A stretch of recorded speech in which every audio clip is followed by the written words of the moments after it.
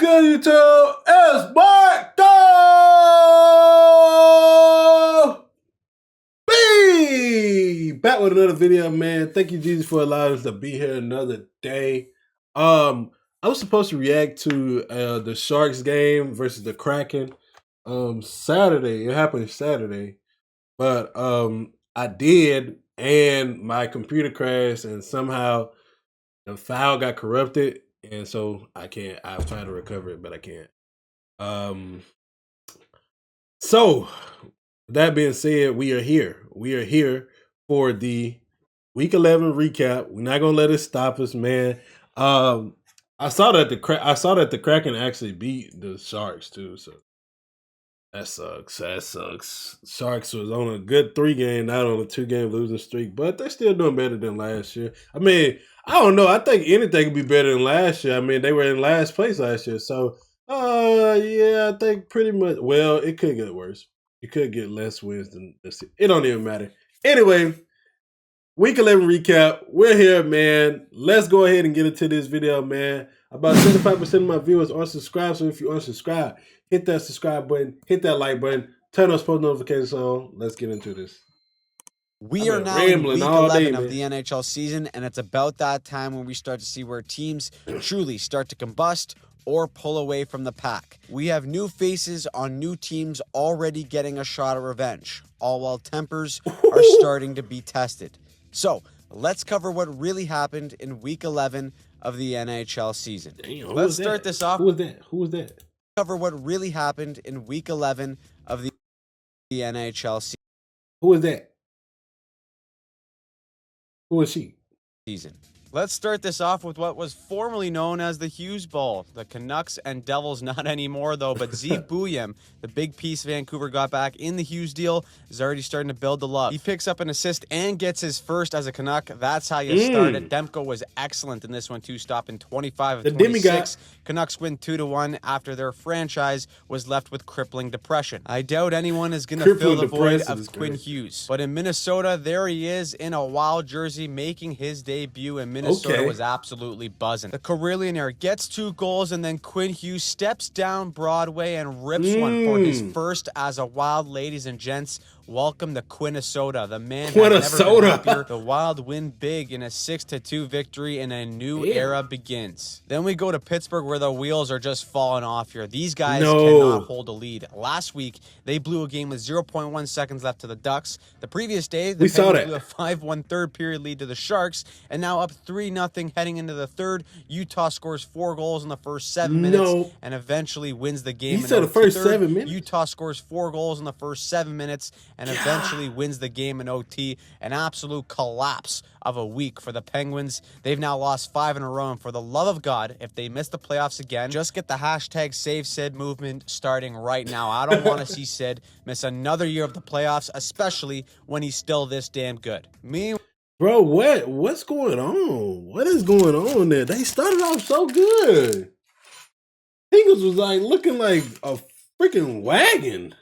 Well, the bussy keeps on rolling for the Carolina Hurricanes. Another shootout win for the guy. He's now 11-1 on the season. Holy, have the Canes found their guy. Then we have Edmonton coming into Montreal and getting slapped around a little bit. Demidov with a freaking laser beam of a shot bar. Oh, wait, this is a demigod. The Habs power play goes 2 for 4 in the night. Dobish stops 27 shots in a bounce-back game, and everything seems great again with the Bleu, Blanc, et Rouge. Finally, though, we finish with a toilet bowl game. Sabres, Kraken, let's be honest. You chose to watch paint dry instead of this one, and I don't blame you. Just don't lie to me. You're human just like the rest of us. All you need to know is that the Sabres won their 3rd in a row, and they're officially out of Bettman's basement in the East. That title now belongs to Columbus. Now, I know this is wishful thinking, but damn it, the Sabres fans deserve way better than what they've gotten over the last 15 years. If they could somehow find a way to go on a run here and sneak into the playoffs, I do think we'd all be happy for them. But it's probably not going to happen.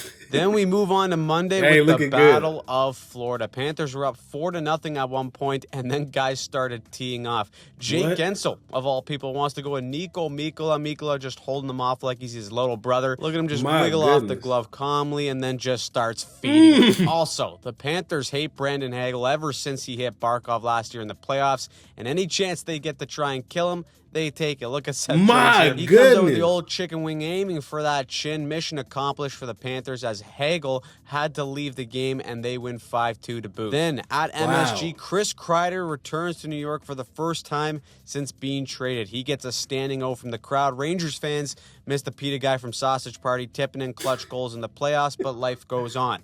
It was a Rangers home game, so that does mean they lost, but afterwards, Igor Shesterkin was crashing out in the tunnel, smashes his stick. Guy is fed up with having to carry this team on his back and still coming out with an L. Now, the Monday Night Baseball special was the Jets and Sens. Ottawa down by 1 with under 2 minutes left. Mark Scheifele tips it in his own net. That's the kind of season the Jets are having right now. Kachuk buried the OT winner and says, let's go home with the 2 points as the Sens kind of steal one there. Meanwhile, the Preds and Blues had our toilet bowl, but you know what? Nashville may be turning a corner here. Philip Forsberg gets a hattie. The Preds win 5-2, and all of a sudden, they've now won 7 of their last 10 games. Would you look at that? Who knows? Maybe they did end up getting shit-faced and went to the Sphere like I suggested to turn their season around. Win or lose, you got to hit the booze. And finally, we got the Kings and Stars where Mikko Rantanen is just becoming a straight-up goon this season. He bumps into Darcy Kemper and completely knocks him out of the game. That insult into injury, the Moose picked up a goal and assist. Dallas won 4-1 and continues to just steamroll through the league. Between them, Colorado, and now Minnesota, it is a gauntlet in the West. Jesus, look at that. God almighty. 23-2. Ooh. 22-7, dude. Oh my God. Colorado's on one out of 32 games played. Dang. With 53 points.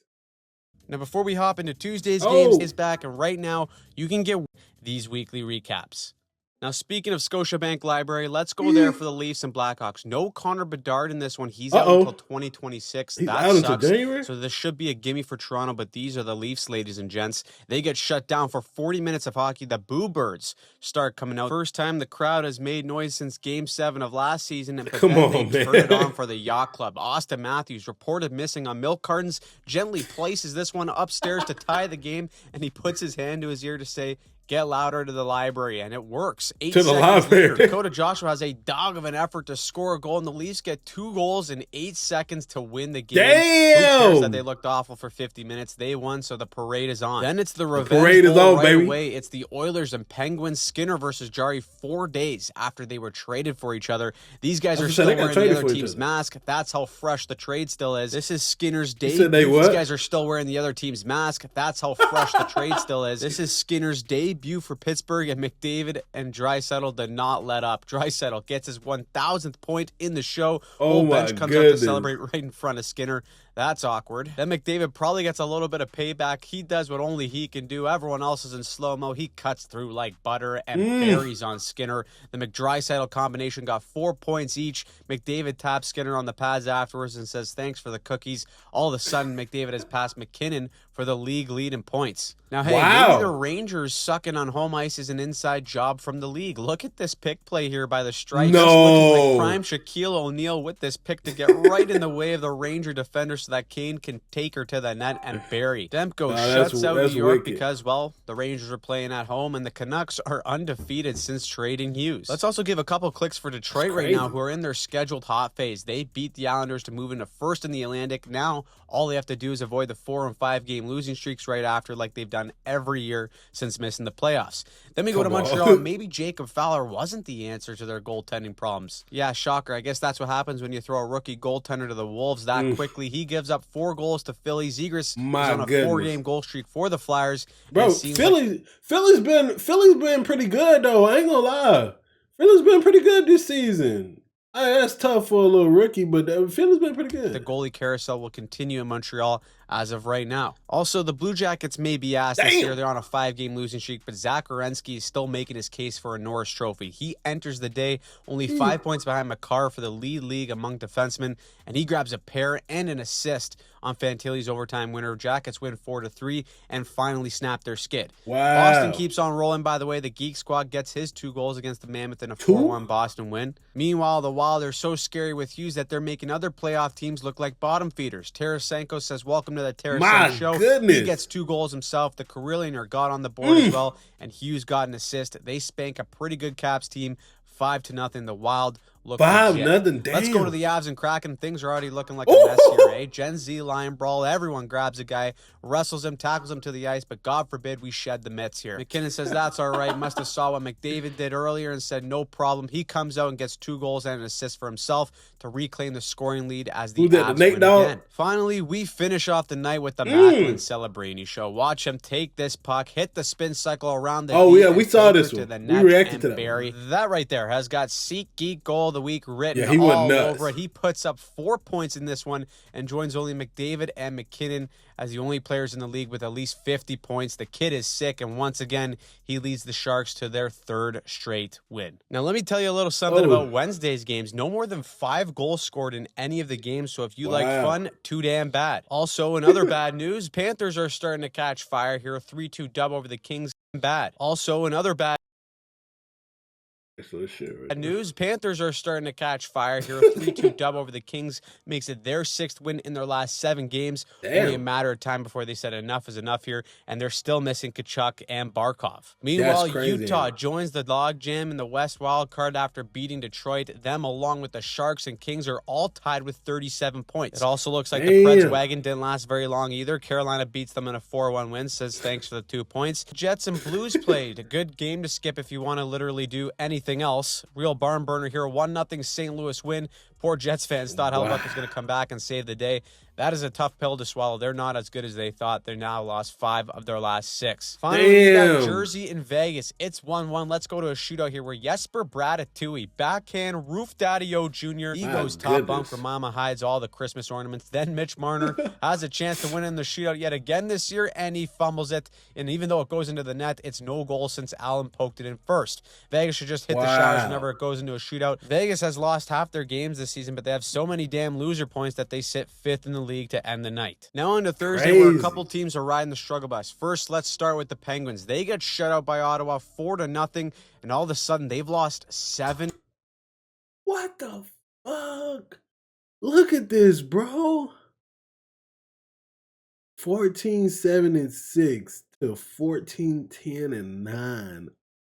In a row. Their hot start has completely fizzled out. The true Penguins are here, and it's looking like the hashtag Save Sid movement is going to come back with a vengeance. Damn it, the hockey world deserves to see Sid on a contender in his final years, and I'll die on that hill. Now, another team that got shut out were the Leafs. 4-0 loss against the Capitals. Guys, the sky is falling once again, and it may be for real this time. Austin Matthews looks like a complete shell of himself. The power play is historically bad, and everyone looks like they can't wait to go to Cancun come April. Afterwards, they asked Craig Berube why there was no urgency or passion in this game, and he just said, ask those guys, not me. That's a fella who's got no more answers right there. I sense a potential job opening coming. What are we now on, coach 3 or 4 of the Matthews area? I'm sure just another coach will solve absolutely everything. Meanwhile, the Blackhawks without Bedard are just sad and pretty much a freak. That is wild to say, bro. That is so wild to say, like, bro, blame the players, bro. Like, I understand, yes, they do underperform. That is true, but it's like, damn, you ain't gonna, you know what I'm saying? Do you feel as though you can't be coaching the best that you maybe can? I don't know, bro. It may be a rare case to where you're coaching the best that you can, but you still gotta find a way to get the best potential out of a player or out of your players. So there's something you can do different. I'm kind of hungry right now. I need to figure out what I'm going to eat. Their team, Lane Hudson gets 3 assists in the Habs, win 4-1, outshooting the Hawks 35-15, spanking there. Lane's brother Quinn also had a great game against the Bruins. He scores his first career goal, but his milestone is unfortunately overshadowed by Jari getting injured as he pulls something stretching out for a save. Only his 3rd game as an Oiler. The script writers are absolutely devious for this one.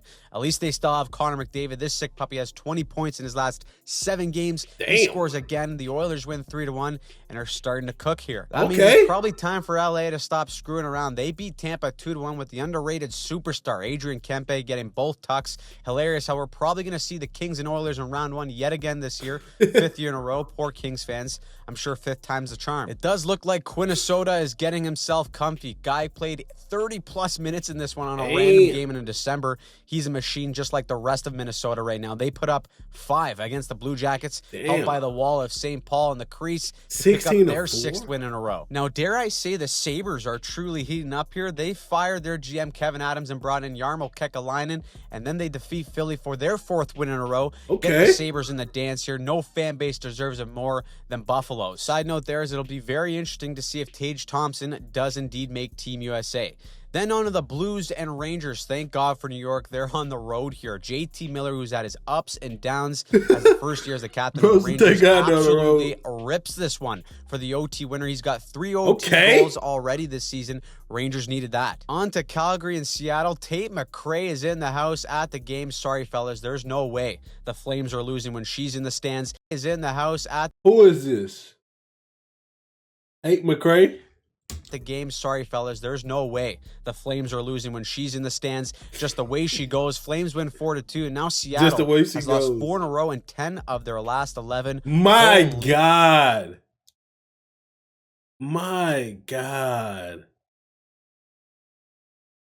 Bro.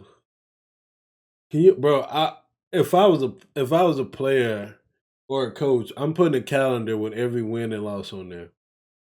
And I'm hanging a big calendar. Oh, people got to see it, bro. You got to look at this and say, how do we change this? Do they stink? Finally, we had Dallas coming into San Jose, and Celebrini continues to be an absolute dog. Yeah, this Walks game the guy good. on the face-off dot, then sets up Colin Graff all alone. Kid is unreal. This game is really it's getting good. old just saying it. However, it is tough to win games when the Tendy's delivering free pizzas right up the middle. That yeah. Yo, I ain't gonna lie. I don't know if he came up with that term or is that just a hockey term, like free pizzas? Because, bro, ever since he said pizzas, bro, just a hot and ready pizza, bro, it gets me. However, it is tough to win games when the Tendy's delivering free pizzas right up the middle. That is the game winner, unfortunately, as Dallas takes it 5-3. Now let's move on to Friday, where we see a crazy 3-goal comeback. Hurricanes are up 3-0 with 10 minutes left to go against the Panthers, but Florida seems to live rent-free in Carolina's head. All the big boys step up. Marchand, Bennett, and then Reinhart with 40 seconds left in the game to tie it up. OT we go, where things start getting a little spicy. Seth Jarvis is going to take a huge whack from Rodriguez driving the net. He goes flying into the post and no call. Jarvis had to leave the game after that, which means now the players got to police the game. All hell breaks loose at the end of OT. Everyone's going after each other, but to add insult into injury, Rodriguez gets the shootout winner. The goddamn Panthers are back. That's their 4th win in a row. And just like that, they are second in the Atlantic. Second in the Atlantic? Dang. Bro, what? Damn, this division is close. 39, 40, 40, 40, 41 points. What in the heck? Wait. Ooh, so does points kind of matter more then? Because I just peeped that 20 and 15, 18 and 13. Have I been judging that wrong? Somebody explain that for me, please. Was always going to be fine for the Panthers. Meanwhile, the Canucks are totally pooching the tank job. They trade Quinn Hughes. All of a sudden, Demko becomes a wall, and Sherwood turns into West Coast Sidney Crosby. He gets a hattie, and they win their 3rd in a row. The Devils, on the other hand, beat Utah to stay in the top 3 in the Metro. The Avs end up beating the Jets to go a ridiculous 25-2-7 on the season. Any other year, no team would be even close to them. But this year, the Stars are just as much of a wagon. They got the Ducks who are a fun, up-and-coming team, but their youth means they put on some stinkers. Dallas with a smackdown in this one. Touchdown, 2-point conversion and everything. 8 goals in total for utter domination. The Central is officially the division of death. Now, Saturday, we are packed, so let's kick it into rapid fire, starting with the Caps and Red Wings. Detroit was up 4-0 halfway through this game, but then the Caps got going. It was 4-2. Chychrun scores to bring the score within 1. But hold the phone. Call Gary. We got goaltender interference. Oh, yeah. Even if you lay as much as a fingernail on the Tendy nowadays, that is no bueno, no goal. That stopped all the momentum. Nah, that's got to be goalie interference, though. Like, we got goaltender interference. Yeah. You try to make the goalie suck him off. Fingernail on the Tendy nowadays, that is no bueno, no goal. That stopped all the momentum. So Wings win it 5-2. Then let's go to the Rangers and Flyers. Philly had a 4-2 lead with 4 minutes left, but talk about an early Christmas miracle. Rangers on home ice, may I remind you, scored 2 2 goals to tie the game and force it eventually to a shootout where You gotta Artemi throw a party Panarin for the Rangers to the win on set of home ice. mitts he's got on him. He goes forehand, backhand, roof, slick. Rangers come back for the W. Moving over to the Oilers and Wild, Minnesota looks fully unstoppable right now. Boldy, 2 goals. Hughes grabbed an assist, and the Wild extend their win streak to 7 games in a row. That is wagon status right there. On the other end of the spectrum, the Blackhawks season may just be completely cooked. It was announced that Frankie Nazar will be out for about 4 weeks with an injury. And no Nazar, no Bedard is just crippling. They lose 6-4 to the Sens and are pretty much depressing to watch right now. Then, would you believe if I actually told you the Sabres look like they're putting something together here? The big boys start dancing for them. Dahlin gets a slick goal. They find a way to get 2 points in the shootout, and all of a sudden, they have won 5 games in a row. I am all for the Sabres train rolling here. 5 in a row for the Sabres? St. Louis puts Florida in their place. That's rare. 6-2 win. Robbie Thomas had himself a night. Meanwhile, the Canucks stay on a heater. Hilarious. What does that say? Robbie Thomas. Little curveball of the night is that St. Louis puts Florida in their place. That's rare. 6-2 win. Robbie Thomas had himself a night. Meanwhile, the Canucks stay on a heater. Hilarious. You can't make this stuff up. Canucks and the Bruins go the distance in the shootout. 14 shooters and a new kid on the block, and Liam Ogren scores to get the game winner. Make that 4 in a row since they traded Hughes. They just continue to piss away that tank job. On the other hand, the Penguins might just take that role and run with it. They're on an 18-wheeler off the cliff right now. Montreal's Jacob Fowler shuts them out. 31 saves on the night. Penguins have now lost 8 in a row. I think it's safe to say that they're going to be a lottery team just like we all thought at the beginning of the season. It's also been a tough couple days for Carolina. They can't hold a lead against the Florida team if their life depended on it. Carolina again took a 3-0 lead against Tampa, and just like they did against Florida the other night, they blow it again. Tampa, 6 goals out of nowhere. They come alive, and they didn't let up 6 goals? Somebody's trying to freaking hack my Instagram for Carolina. But hey, Carolina, at least you're not Leaf fans. They're in Nashville. Coach called out their effort, and they come out and lay out another egg. 5-3 loss to the Preds, who on a good day are as dysfunctional as they are boring, but they found a way to beat Toronto. It is clearly evident right now that the Leafs seem to be on the brink of a massive change. Of course, it probably won't lead to any more winning, but that's just the Toronto special. Fire a coach, go 500, and then revert back to your old ways. Get ready for some lean years in Toronto, because I don't think the parade is going to be on anytime soon. Moving on, a team that tried making moves were Columbus. They traded for Mason Marchment, but it didn't really make a difference in this game against Anaheim. Marchment did pot one, but the Ducks bounced back to win 4-3 and keep Columbus in the bottom of the East. Finally, we finish off the night with the Flames and Golden Knights, and you gotta give Calgary credit here. Scoring goals seems like an absolute chore for them, but the boys are finding a way to be in the mix. The captain, Michael Backlund, pops 2, while Devin Cooley stops 34 shots on the night to beat Vegas 6-3. All of a sudden, the Flames, who seem like they were in Batman's basement all year, have gone 10-4-1 in their last 15 I see the Flames, and climbed within 3 points of a playoff spot. So, what did you think of Week 11? Who surprised you? Who pissed you off? Let us know in the comments down below. And as always, we do weekly breakdowns and recaps of the NHL every Sunday on the channel, as well as other breakdowns throughout the week. So if you want to stay up to date on all... Another great week of hockey, man. Dang, bro, I'm so shocked. I'm so shocked with the Penguins, bro. Wow, they were looking so good, bro. They were looking so good early in the season. Damn.